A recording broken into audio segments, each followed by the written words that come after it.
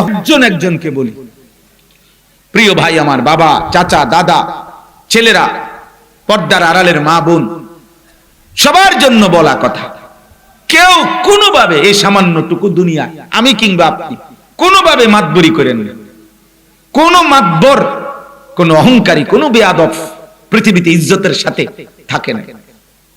ব্যক্তি কিংবা গোষ্ঠী, দল কিংবা সম্প্রদায়, কেউ না, কেউ না, কেউ না।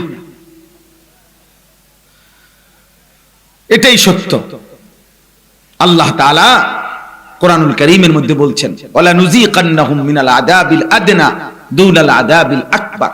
বহু জালেম নাফরমানকে আমি চূড়ান্ত আযাব, জাহান্নামের আযাব দেওয়ার আগেই দুনিয়াতে আমি সামান্য আযাব দিয়ে থাকি।